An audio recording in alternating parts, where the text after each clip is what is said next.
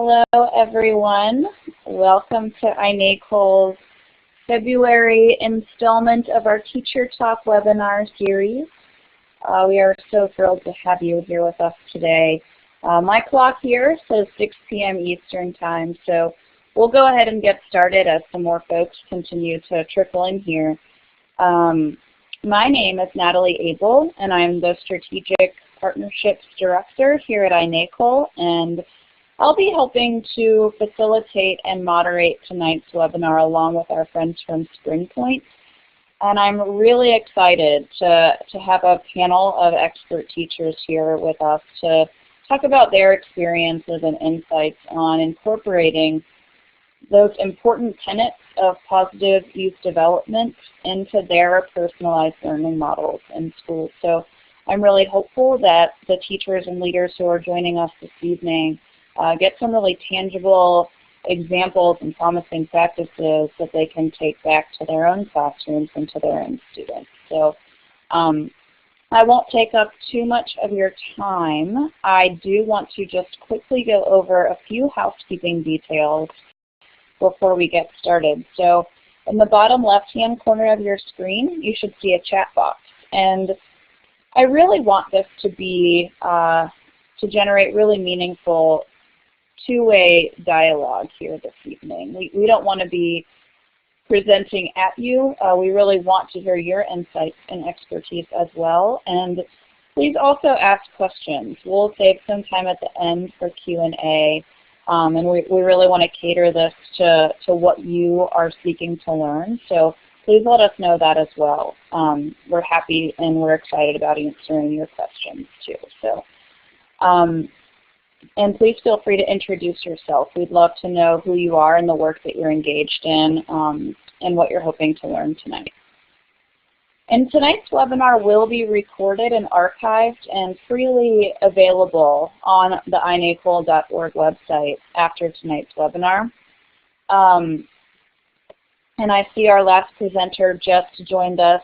Hello to Gilmar. I'm going to make you a moderator as well, and thank you for joining. We're just getting started here, and I will turn it over to you all shortly. So tonight's webinar will be recorded and archived, so we'll send you all an email within the next couple of days that'll have this full slide deck, and it'll have this full recording, so you'll be able to refer back to any of these conversations or use any of these slides going forward that you'd like to. So you'll have access to all of that. And with that, I am thrilled to introduce our presenters tonight.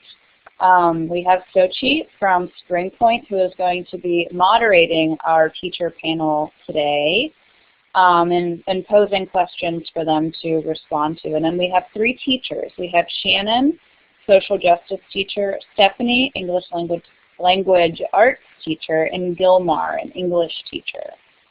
So really excited to hear from you all this evening and learn from you. And as Ashley indicated in the chat box, if you are on Twitter or other social media channels, we'd love to connect with you.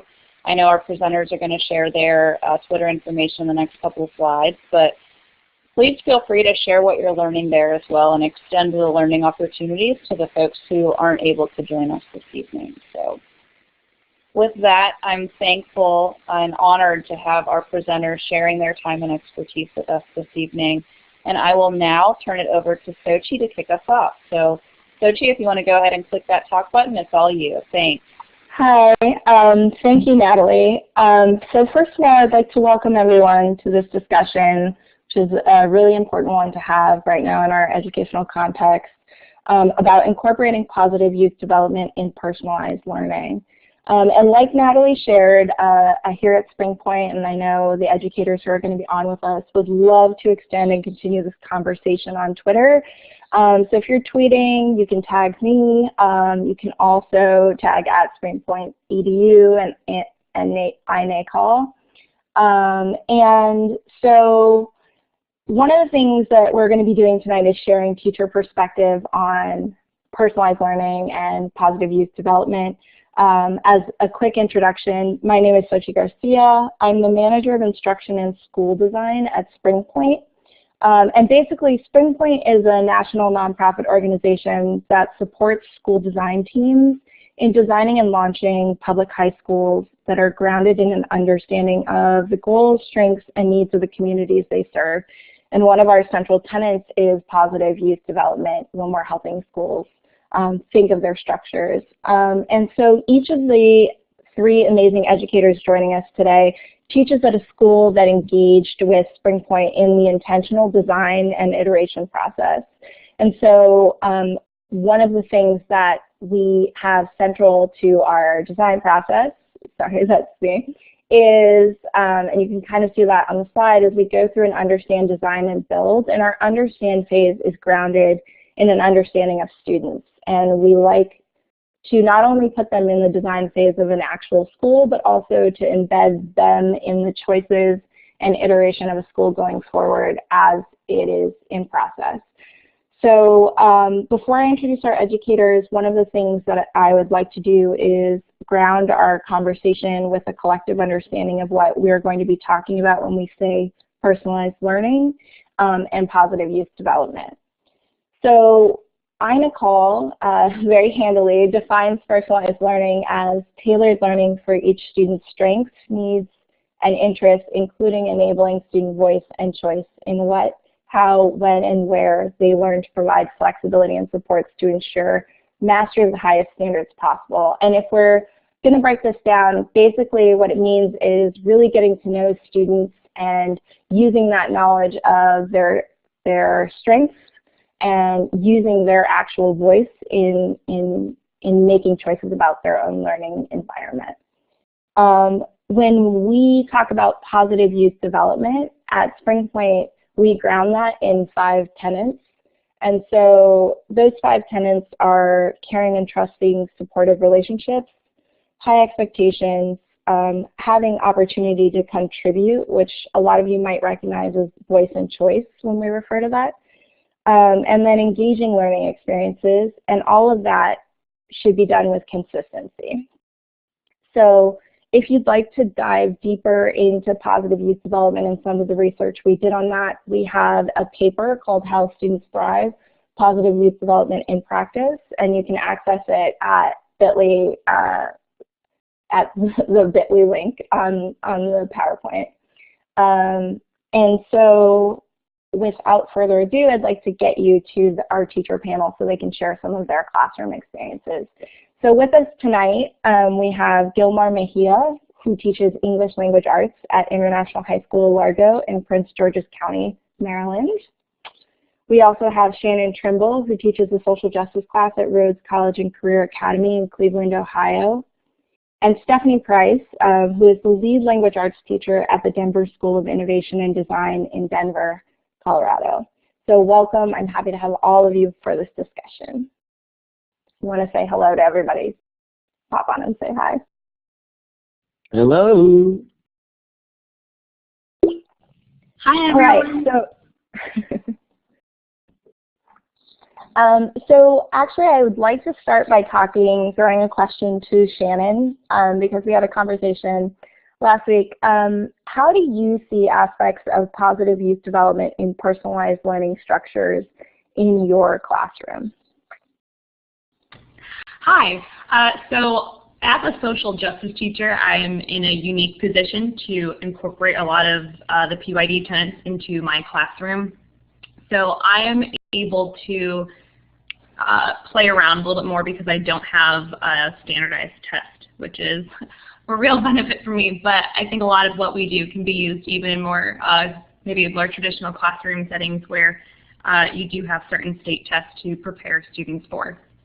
So a lot of what I do in my social justice class involves getting to know my students and what they're interested in, and we take those interests and then create a curriculum around them.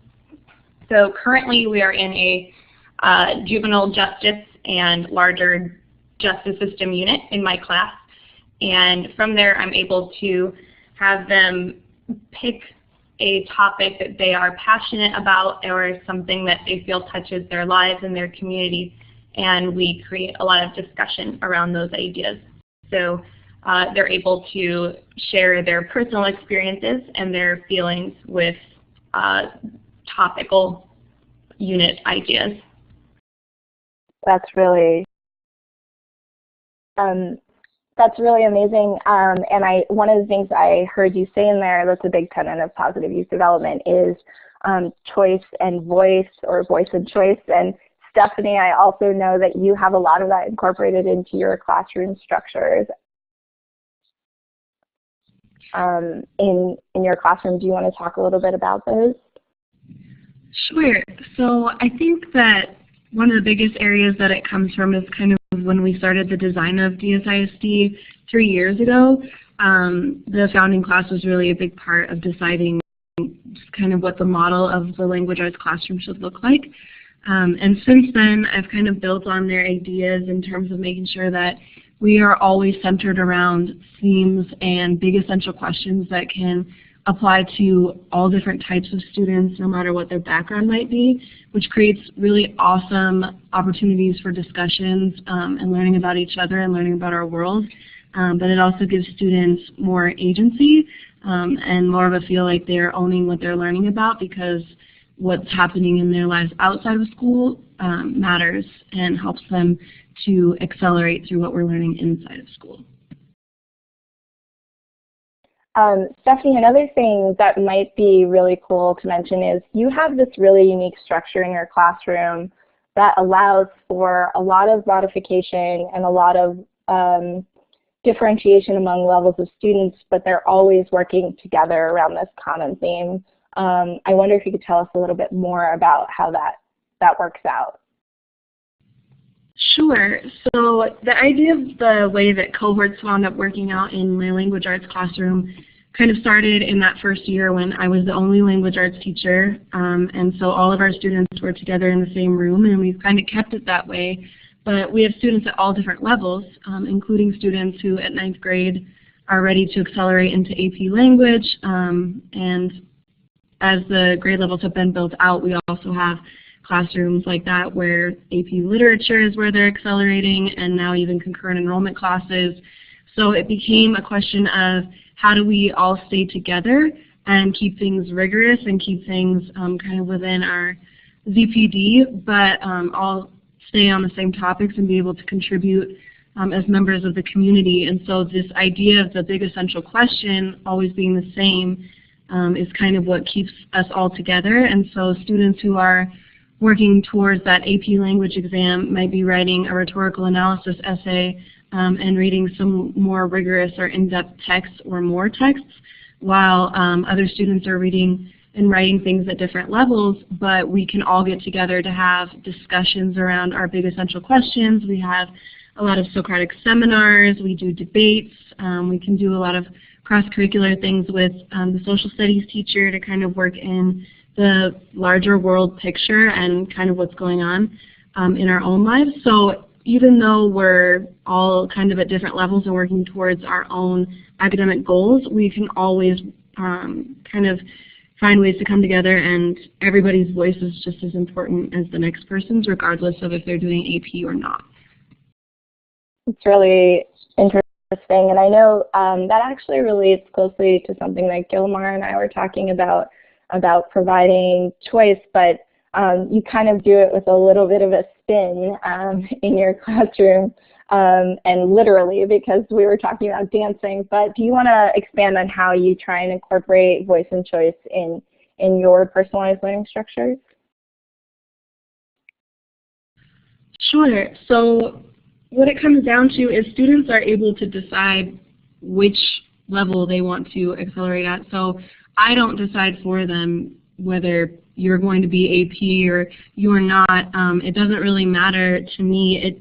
It's up to them. So I encourage all students to participate at the highest level possible, but we have lots of AP and accelerated classes in all of the content areas at our school, and it doesn't make sense for every student who can participate at that level to be taking 5 AP classes as a freshman or whatever it may be. And so just really working with kids to allow them to accelerate when they're ready and determine what that looks like across their entire day and not just in my classroom is a really big part of voice and choice. And It's also kind of a low-stakes option, so a student who maybe would not, in a traditional setting, take AP on just because they're not sure if they're ready, they can try it out for a project, stay in the same room, they don't have to get a schedule change, and if things are getting overwhelming or it's just not working out, we can always take a step back, and it's nothing that has a really high-stakes consequence, and they can always try again in another year or another trimester. So it just, I think it comes down to voice and choice, not just in the topics and bringing their own backgrounds and intersectional perspectives to the conversation, but it's also deciding when they accelerate and in what subject areas they're accelerating, and being able to conference with me and talk to me about what matters to them in their education and kind of personalizing my course to fit their needs. Gilmar, I know in your classroom you do a lot of personalization and there's a lot of asynchronous movement. I was wondering if you could tell us a little bit about how you structure your ELA units so that students do exert choice and kind of move at their own pace. Hello everybody, I'm Gil Mejia and I'm coming to you via Maryland. To piggyback on what Stephanie was saying, choice and voice in our structured lessons for ELA, we scaffold the lessons and we meet students at the level they arrive. We have kids literally arriving yesterday from El Salvador or Honduras or Guatemala or even from Sierra Leone or Myanmar. And we meet them where they are, regardless of the proficiency in English. And then we take whatever content that we create, because we're not a textbook. We have to create our own content, scaffold it, and divide it into levels: beginner, intermediate, advanced. Then we present that to the students through Google Classroom. They log on and they explore first. We tell them, okay, here are the 3 levels. Explore each. Don't start typing anything, don't start doing anything, don't start translating anything. Just explore. Whatever you feel comfortable with, you let me know, and you cannot tell me, Mr. Mejia, I'm going to start on the intermediate level. I think that my English is enough to tackle that. Or, hey, Mr. Mejia, I just got yesterday here, so I'm going to begin with the beginner level, and then we walk them through that. Also, even though we have deadlines for the projects and the lessons and all that, we do our gradebook by mastery and by skills. So if mid-semester the student feels that he or she needs to go back to the first quarter and redo the proposing a claim unit, they can always go back, redo the unit, and shoot for a higher grade. Our grades are cumulative. So we don't do the cutoff date of first quarter is over and move on with the second quarter and start from 0. No, we close everything in June, when the school closes. But even in June, the kids can have a chance to go back to the first quarter in September and redo things that they, feel they didn't master then. Also, at the end of every unit, we have what we call a mastery week. And it's a week where we modify the schedule and we give every kid, even the ones who arrived yesterday, the opportunity to work on something that they feel they could have done better, or provide a new content, same skill, but a new content, looking different, obviously, in which they will have a chance to bring up their grade and show mastery of that particular skill that they lacked at the very beginning when it was time for doing it. And also, we call that recovery. But for the mastery kids, and that's what we call it Mastery Week, for the kids who excel and don't have to redo anything, we give an opportunity of enrichment. So we upload on the Google Classroom material or content that could be a summary of all the skills, a little bit of everything, okay, so they can show us that they truly mastered those particular skills and maintain or move to a higher grade. So that's how we do it, and then they choose what they would like to do, and they can also choose which classes they feel they should be working on. So for example, if they come to me during my English period, they can do work on mine content, or they can tell me, hey, Mr. Mejia, look, in social studies, I'm a little bit behind. I know that with you, I have a 2.7 or a 3. By the way, 3 is our maximum, grade for the grade book. So is it okay for me to work on the social studies? And then I have voice and choice too, and I tell them most of the time, yes, I'll give you 45 minutes for that teacher, and then the other 45 minutes is for me. Also, if I see that everybody's doing well, then we have other avenues to excel, because all these kids are ELLs, English language learners. And even the kid who feels that he's been or she's been here for 2 years already, and they know a little bit of English, there's always room for improvement. So, for example, in my classroom, the daily homework is an app called Duolingo, and that has different levels and different challenges. So the next day, I keep track of it on the website, but also the kids come to me and they make it a habit because I see them every day during my advisory. And I tell them, look, once you complete a Duolingo level and everything turns gold, you take a screenshot of that with your phone, and first in the morning you show it to me so I can monitor and track your grades. So that's another, some students choose not to do it, and that's their choice, speaking of choice and voice. But most of them, they come to me and say, look, Mr. Mejia, I have a streak of, 35 days or something ridiculous. And they get along with it. And the last thing I want to share with you is during my advisory, I was talking about advisory. So we have a challenge here, and that's how to incorporate language acquisition with the content that we teach. So we know that the time that they spend in the ESOL class is not enough. So we all have to give them every opportunity that we have to make them excel in the English language. It takes, on average, for a newcomer kid to master English at a high school level, at least 5 years in an ESOL program. We only have it for 4 years. So they are aware that we only have it for 4 years in our school. So they already are at a disadvantage. So to palliate that, we, with the help of the ESOL team, decided to take advantage of that time with advisory, because we see them daily, and then work on the reading and listening and writing, but most of all the speaking skills in English. And then we have... It seems like that is a really great time for getting to know your students. Oh, yeah. You using that advisory time and the speaking practice. And I really want to talk about Shannon. Shannon had a really, really cool activity that she used to get to know students in our social justice class. And so, Shannon, do you want to talk to us a little bit about how you started creating relationships within a class that tackles some really complex topics and really sensitive topics? Yeah, sure, I'd love to. So because my class covers, as you mentioned, a lot of very personal ideas and topics that are near and dear to students in a variety of different ways, when they came into my class at the beginning of the school year in August to get to know each other so they could get to know me and I could know them, and so everyone could feel more comfortable sharing a lot of personal opinion in class, I started with a small unit on identity. And identity, of course, can encompass a myriad of topics and ideas. And I let students kind of share different parts of their identity. And we started once with a kind of like a very simple art project. And the idea was that on like a regular white sheet of paper, they traced their hand.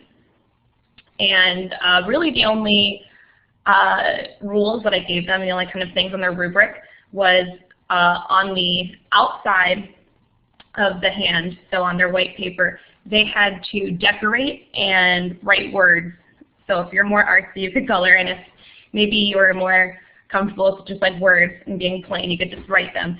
And you had to write down how the world sees you. So it could, and I got ranges from everything from just like boy, girl, white, black, Hispanic, whatever it was, and to, bossy, or someone sees me as loud. And then on the inside, they had to write parts of their identity that they knew but other people couldn't see.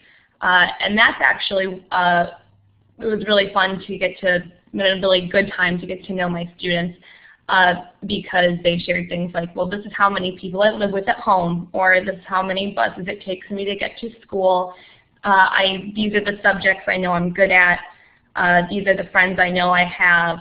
This is how many, this is like what kind of jobs I do when I'm not in school.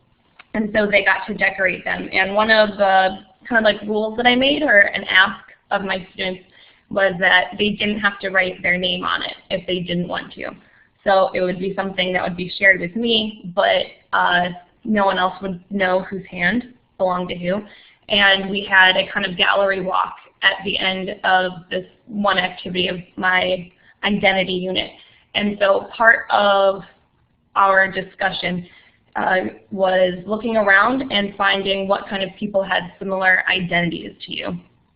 And it was really fun because the students didn't really need me almost as a facilitator, because they were asking each other questions and they were making comments on and drawing their own conclusions.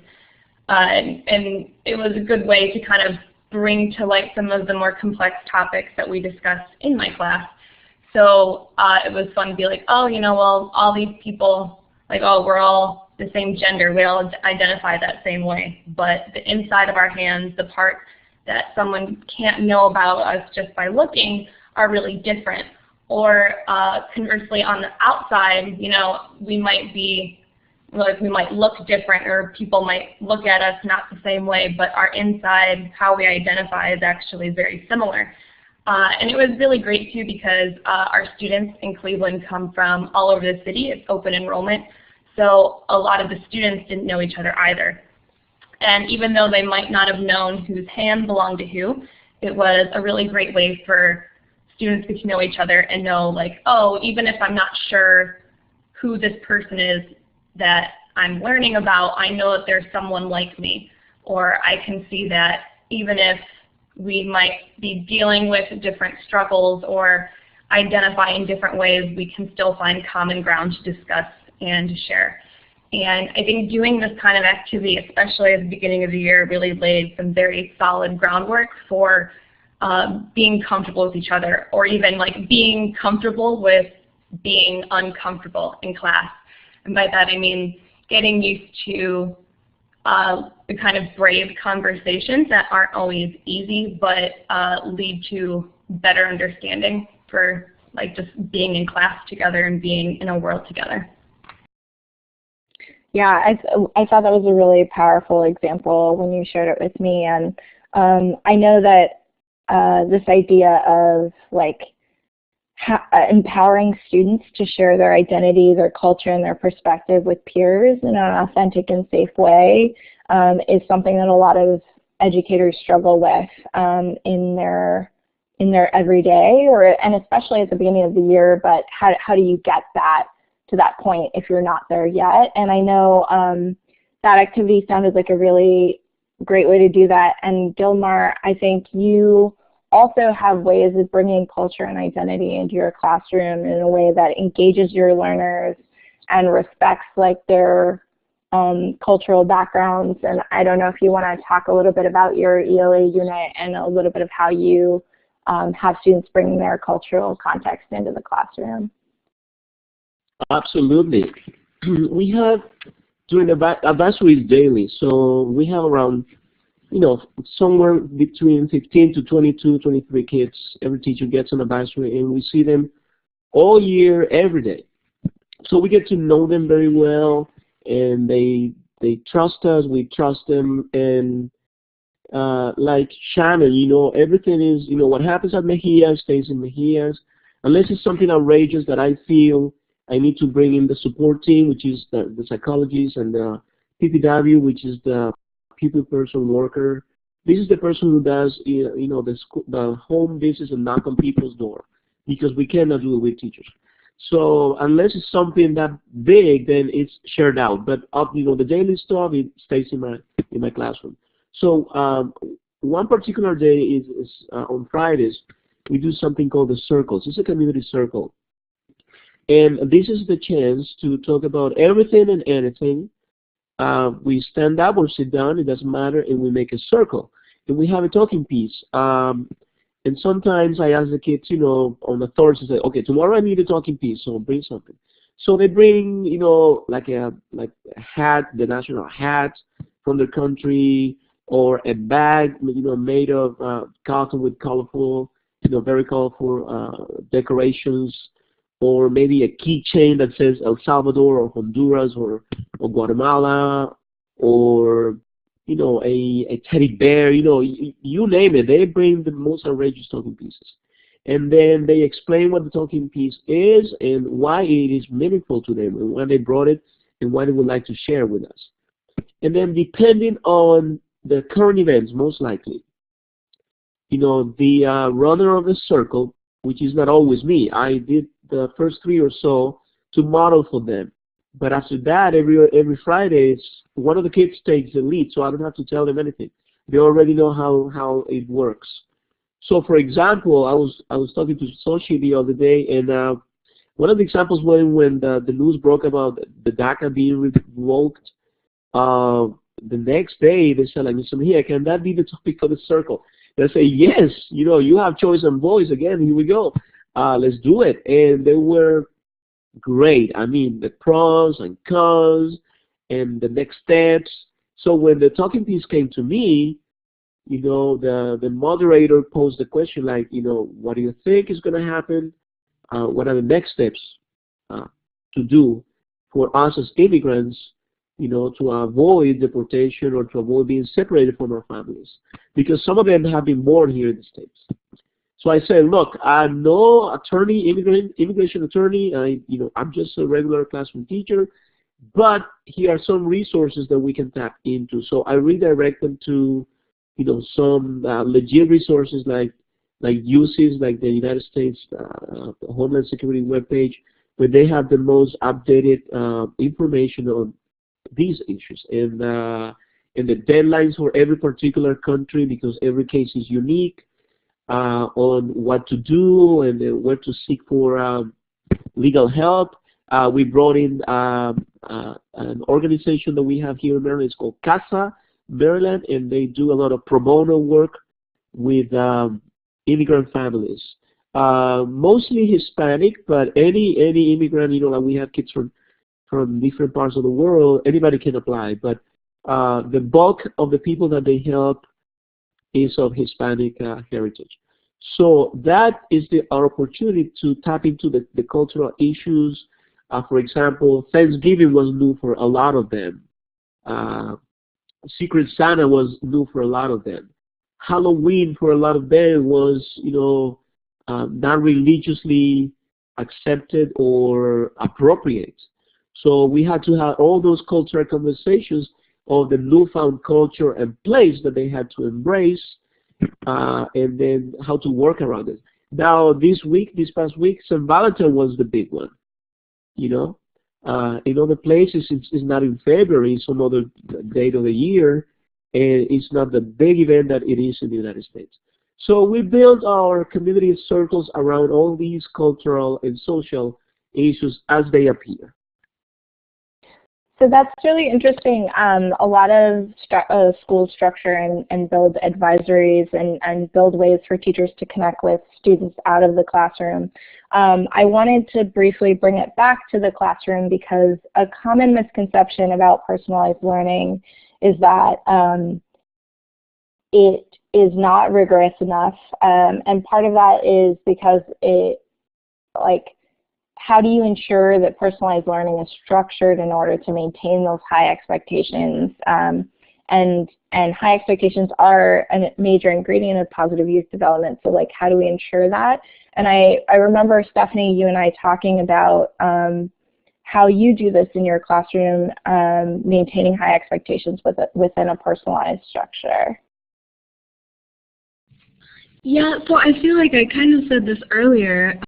But essentially, I'm always encouraging students to accelerate and push forward and try to do the highest possible level they can. because it's such a risk-free environment and they can always take a step back if it winds up being too much. I think I told you a story about a particular student who I've had for 3 years now, and I always tell everyone that he's smarter than me. He could write the most amazing essays and debate anyone under the bus. Like the second I met him when he was 14, just absolutely brilliant, but didn't really find a lot of value in pursuing good grades. And why take the more difficult class if I have to do more work? And so really working with him and getting to know him and engaging him in where he was ready through debates and Socratic seminars and different things, and just giving him the space and time to grow is kind of where I gave him the choice. And then eventually this year as an 11th grader, he decided to do AP Lit and AP Lang at the same time, and he's doing great in both of them. But it's just kind of like giving them the room to choose their rigor, because without that there just isn't going to be that level of agency that you need. You can't decide for them what their rigor can be, but I was still able to kind of meet him where he was at in other ways, because like I said, he didn't want to write a lot of essays, he didn't want to do all the extended reading that a lot of the AP students were doing. So we had a lot of debates, and I challenged him to find, you know, better evidence than me or than anyone else in the room, and he always did that. And I think that it was cool for him to like accept at his own rate when he was ready to take on the rigor that he has this year. I also know that when we talked about this particular student, one of the things that I picked out from our earlier conversation was that you had a consistent message for this student. You were very clear about how you felt about their ability to achieve, right? Definitely, absolutely. It was a constant daily thing. We still have that joke, although it kind of died now because he's in 2 English AP classes this year, but he would always enter my classroom every day for the past years and say, nap time? And I'd be like, AP time? And I have this plan in my head that when he graduates, I'm going to be like, now it's nap time, Evan, because he still asks me all the time. But yeah, beyond that joke, it's definitely there. It's there all the time. Just engaging with him and reminding him, like, you should be in AP, like, what are you doing? You could get a 5 on this exam.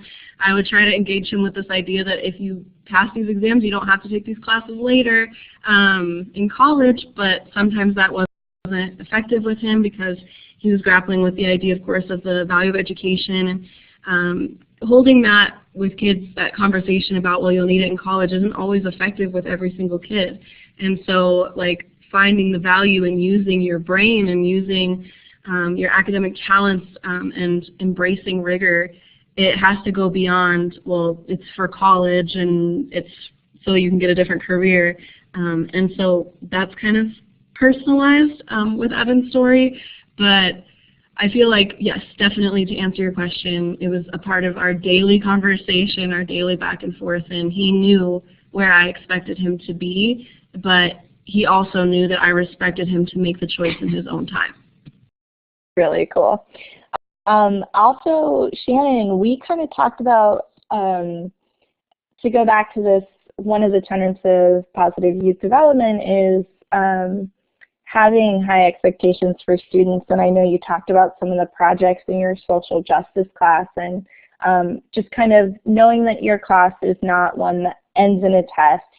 You still, how would you say you maintain high expectations for your students, and how do you get them to meet those challenges? Well, I love Stephanie's example of kind of starting that daily back and forth with her one student and being like, wow, I really know that you should be here. And I think that's kind of, I can do something in the same vein.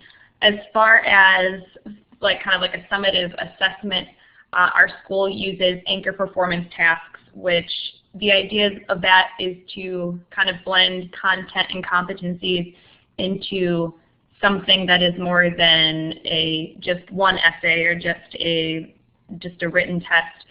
So to keep rigor up, I use a lot of student choice in topics. So there might be certain sets where kind of like a non-negotiable. So if I'm like, well, I really want, like everyone needs to have these four aspects of whatever we're learning written down. So you have to have some kind of written form.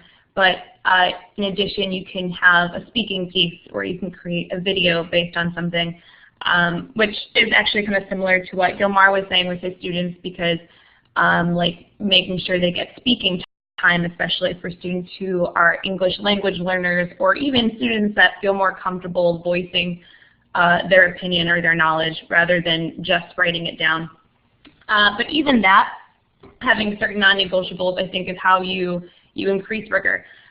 For a while, I would notice if you let students always pick the same thing, that they don't develop different parts of themselves.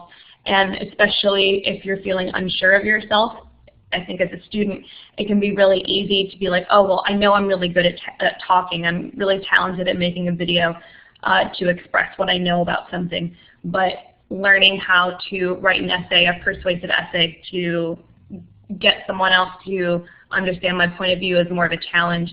And having some kind of almost like checkboxes for students to use so they can show what they've learned and to express their opinion is really important. I guess currently I'm using that kind of idea for an anchor performance task that I'm using in my juvenile justice unit. So students are getting a chance to do a reform for the Cuyahoga County Juvenile Detention Center. And there are certain questions that they have to answer, but as far as what those answers are, that's up to them. And they will have certain parts of the task that have to be written down, but then they can choose artwork, or they can have video, or they can make a speech, whatever it is, to share their finished product, to share their idea. And hopefully eventually, especially for students who are high flyers or who finish quickly, who seem to like eat through work, the idea is that they'll be the first ones to reach out to maybe local politicians or people who work at the JDC in our county, and to share those ideas with them.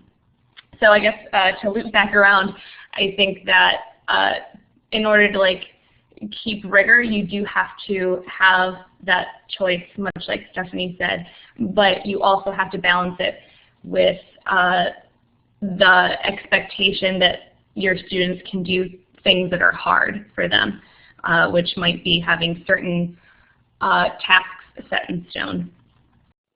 Yeah, one of the things that all of you have mentioned that I thought was really powerful is all of you guys talked about structures that you have in place that allow students to move through different levels. And they don't necessarily have to ask you ask you in order to move those levels. They can make choices on their own about where they think they are. And Stephanie, I think you're the one who mentioned this idea of student agency and like how you promote that in the classroom. And so I feel like that's a common theme that all of you guys have mentioned tonight, is like making sure that they can go somewhere and find and access the work that is at multiple levels that they can reach, is a really key element to giving them space to make those choices. One of the things that I know we only have, we don't have a lot of time left, so I'd like for you guys, if you could share what your advice would be to other teachers who are trying to use positive youth development to support or enhance personalized learning in the classroom. It can be a specific strategy that you would recommend, or it can just be something that you think they should remember while they're doing it. And if we want to start, Gilmar, if you want to start us off with some advice or a tip or something to use when trying to use positive youth development in personalized learning. Absolutely. Let me share. When it comes to implementing, you don't be afraid. Be courageous and embrace every chance you have to be open-minded and learn from the kids and with the kids. So this is very important. Learn from the kids and with the kids. Sometimes they will ask you really, really hard questions, and you have to be humble and courageous and honest enough to tell them, look, I don't know the answer, but if you get back to me later during the day or tomorrow during advisory, I will sure have the answer. And if I don't, I can get you some resources to get the answer that you need. So that's step one. And remember, all the kids come to us with one set of baggage or more. And part of our mission as educators is to help them unpack, discard what they don't need, what I usually call the negative, because now they're in a new land, a new setting, new language, new school, new friends, new teacher. Everything is new. So I tell them, look, whatever you bring with you, let's unpack it. We don't need this, and that. But they also bring with lots of positive things. And I tell them, look, we can keep these things and we build upon what you already bring, which is really positive things, and which is essential for the future development as human beings and you know, future members of this beautiful American society. Of course, recognizing and building on student strengths is kind of what I'm hearing, and like not being afraid to take risks and say I don't know as an educator. I think that's a really, really great piece of advice for personalized learning and just for being an educator overall. Shannon, do you want to share one of your pieces of advice or a tip you have for educators? Yeah, I guess my piece of advice is just to jump into it and really lean into what you're doing with wholehearted authenticity, and your students will know that. And just, you know, remind yourself and remind your students we can do hard things. And I think if you go in that and you go in ready to push through and to have that kind of classroom, it comes together and it's a lot easier than you might think. Cool. And Stephanie, last but not least, do you want to leave us with some words of wisdom or a strategy you think people should try? Sure. I'd just like to echo both Gilmar and Shannon. I think that being your authentic self and being brave and welcoming the kids in by being humble and letting them know that, you know, you're learning as you go too, and what you're trying to do and what you're trying to build is obviously very unique. If it's truly personalized, it's not something that's ever been done before with each group of students. It's brand new, and letting them into the fold and letting them know that your voice doesn't hold more power than theirs, I think is critical. I also think that something that I learned kind of the hard way is I talked a little bit to you when we spoke on the phone about the difference between individualization and personalization. If we're trying to build a personalized course, I think at first I fell into each child is doing their own thing. And what I found is that was just very isolating. And so one of the big risks that I would encourage people to take in a step towards personalization is to use a lot of collaboration and offer a lot of space for students to lead in the classroom, even if at first that's structured and you're giving them support and letting them plan lessons ahead of time with you. I've done teacher apprentice and things like that with students who are a little bit more advanced or taking like AP in the class to teach others. But I think collaboration and offering students that voice and taking that risk that oftentimes for teachers is kind of scary to like give the kids the control of the classroom is one of the best ways to personalize it, because they always surprise me and do something amazing when I give them the space to do that.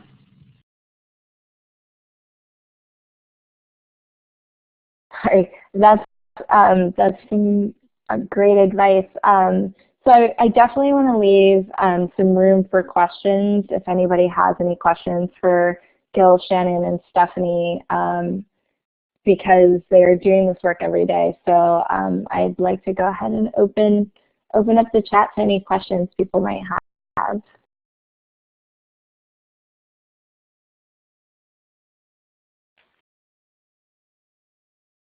Quick question for everybody. Are they typing the questions on the chat box or are they using the mic? Oh, you can go ahead and type any questions you have in the chat box, but while we're waiting for people to do that, I know that we didn't really get, each of you shared an example with me of an engaging learning experience that you tailored to different learners, and I wonder if you'd like to share, each of you would like to share one engaging learning experience that you felt like you incorporated positive youth development and personalization in? Do we want to start with, we can go in reverse order. Stephanie, would you like to start? Just a specific example of a lesson, or? Yeah, I mean, it can be a lesson or a Socratic seminar that you used in class that allowed personalization. Oh, okay. So one thing that I think is really fun is an activity called philosophical chairs, which is a great way to start one of my thematic projects. So I'll take my theme, for example, fear and control is a theme that I do, and I write a bunch of statements that offer really different perspectives on the issue. Like, control is always a part of government, or fear is always a part of government control, is one of the ones that I've done before. Just a bunch of statements like that that offer a really specific perspective. Or the most important form of control in our lives is from our family relationships. And I just put together a list of really intense opinions like that. And then we put up the signs around the room. I'm sure teachers across the country do this all the time with agree, strongly agree, disagree, strongly disagree. And the students go and stand by the sign that represents how they currently feel about the issue. And then they all share out why they picked it, and they share their personal experiences and how fear or control has been in their lives, or what it's like with their family or their background. And we start to hear all these things from around the room, and kids can move from one side to the other as someone's talking if they change their mind. But if we start the unit or the project with those ideas, we bring it back at the end in the Socratic seminar, and then students, regardless of what they've been writing or reading about, can call on those things as evidence and offer them in the large group, like, here's how my opinion has changed as I've combined what I already knew coming into this with my life with what we've read and what we've learned and written this project. That's a really cool example. Shannon, do you want to share a project that you did that you felt encompassed like this idea of positive youth development and personalization? Yeah, thanks. I would say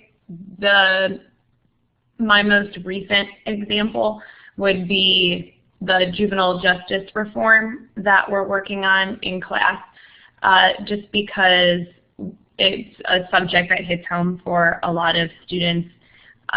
And I think even if it doesn't hit home for maybe someone within their circle of friends or their family, we like coming back to that idea of community. And we're all a part of a community, so how can we make improvements so that everyone is safer and that there is a sense of overarching social justice throughout all the decisions that we make.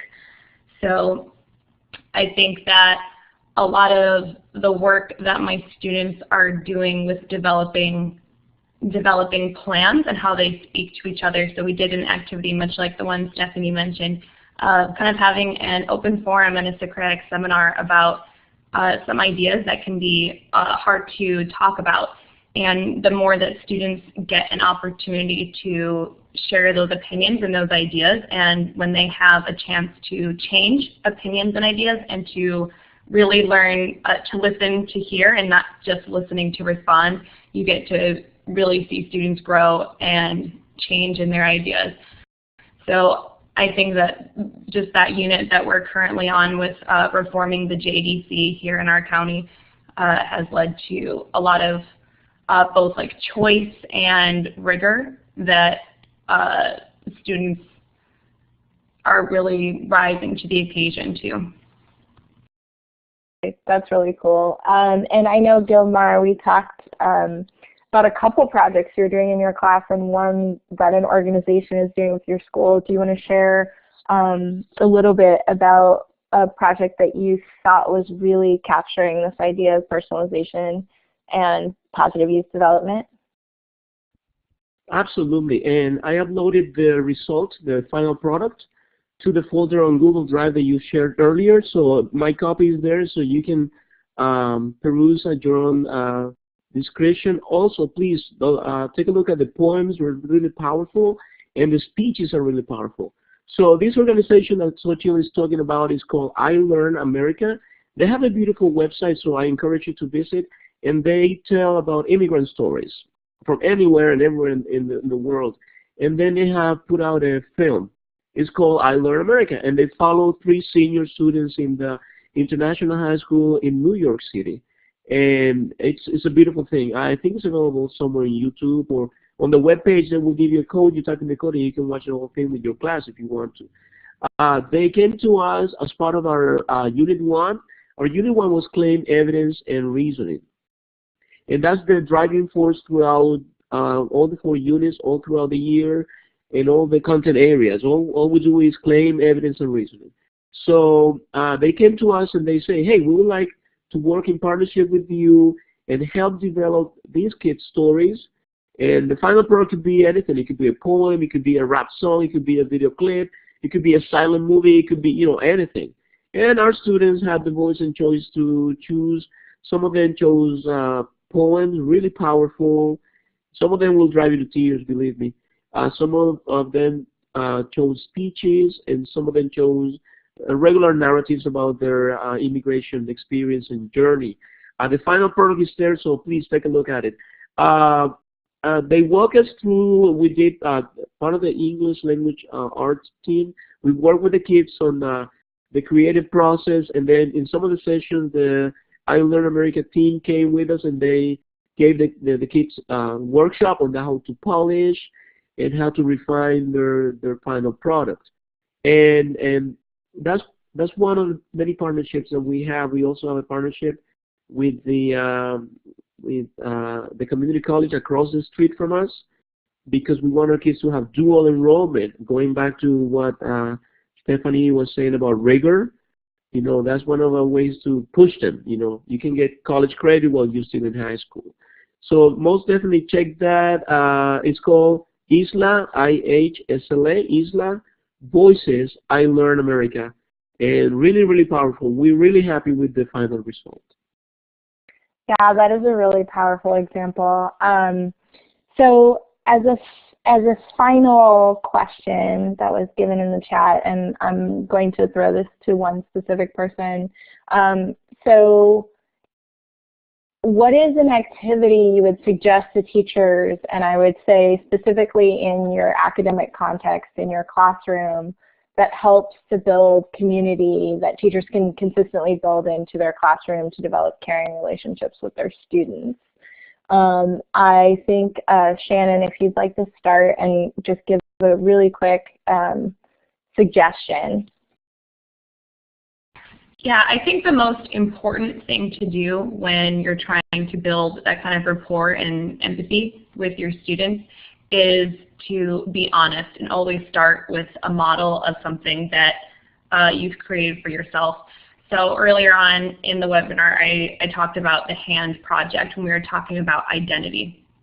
And because it can be intimidating to share, when you're a high schooler, like different parts of your identity, because a lot of times in society we're told not to discuss those out loud, or we're kind of taught sometimes to be shy about certain parts of those.